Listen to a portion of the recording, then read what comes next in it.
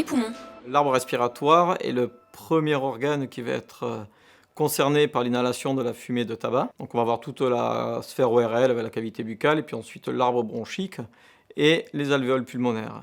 Donc toutes les substances qu'on va trouver dans la fumée de tabac vont ensuite abîmer tout cet arbre respiratoire. On compte à peu près 4000 produits dans la fumée de tabac. On va parler de la nicotine, qui est un produit qui n'est pas forcément très toxique, mais qui va faire l'addiction, et ça c'est très important, c'est le produit qui va nous accrocher à la fumée de tabac, qui fera qu'on n'arrive pas à en décrocher. On a ensuite un produit qui est le monoxyde de carbone, qui est important parce qu'il va prendre la place de l'oxygène dans l'organisme. Et donc on va être moins bien oxygéné, on aura une dégradation de la qualité de vie. On va ensuite avoir des substances irritantes, ensuite on va avoir des substances cancérigènes, et on en compte à peu près 70 dans la fumée de tabac. Ce sont des produits qu'on sait capables de donner des cancers chez l'homme. Au-delà de l'impact sur le fumeur lui-même, la fumée de tabac va aussi avoir un impact sur l'environnement, ce qu'on appelle le tabagisme passif. C'est-à-dire que des gens non-fumeurs qui sont soumis à la fumée des autres, on va retrouver dans leur organisme également des produits liés au tabagisme. Une notion un peu plus récente est la notion de fumée tertiaire. Donc cette fumée tertiaire, cette troisième fumée, est liée entre guillemets aux résidus de tous les produits du tabagisme qui vont être dans l'environnement et qui vont aller se déposer sur les meubles, sur les vêtements, sur la peau. Donc ça va laisser une espèce de résidu un peu collant qui ne sera pas nettoyé par le fait d'aérer une pièce.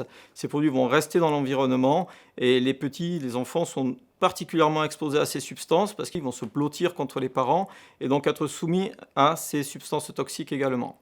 D'où l'importance, même quand les enfants ne sont pas dans une pièce, de ne jamais fumer à l'intérieur, que ce soit dans le logement ou dans les véhicules. Toutes les consommations de tabac sont toxiques, on l'a vu avec déjà la fumée des autres, le tabagisme passif. Donc on ne pas se rassurer sur des faibles consommations. Donc les bénéfices d'un arrêt précoce sont réels. On dit que le poumon du fumeur vieillit 2 fois plus vite que celui du non-fumeur, et dès qu'on arrête de fumer, on va retrouver un vieillissement pulmonaire normal. L'arrêt du tabac se traduit souvent par une amélioration de la qualité de vie. On a vu que du fait de tous ces produits, on va tousser, on va cracher, et dès les premiers jours d'arrêt, déjà les fumeurs en général se sentent respirer un petit peu mieux, sentent toussent moins, crachent moins. L'amélioration de la fonction respiratoire va se faire aussi par le fait qu'on va mieux utiliser le poumon restant.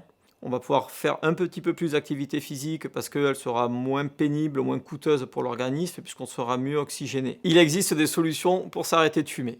Ces solutions fonctionnent, sont efficaces, mais nécessitent d'être utilisées à bonne dose et suffisamment longtemps. C'est la nicotine qui est responsable de notre dépendance, c'est celle qui nous accroche au tabac et qui fait que lorsqu'on arrête de fumer, on risque d'avoir des symptômes désagréables comme des envies de fumer, de l'irritabilité, des fringales, de la dépression chez certains.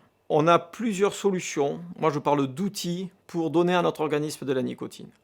On recommande toujours de mettre en place en premier lieu des patchs qu'il ne faut pas hésiter à augmenter en dose si les envies de fumer persistent. Associé à ces patchs, on peut utiliser des pastilles à sucer, des gommes, des dispositifs comme le spray buccal, des dispositifs comme l'inhaleur qui vont nous aider à faire face à certains moments ponctuels d'envie de fumer. L'objectif doit toujours être d'arriver à se faire confiance pour obtenir un arrêt total. Pour le sevrage tabagique, il est toujours possible. Il faut être accompagné, il faut être aidé.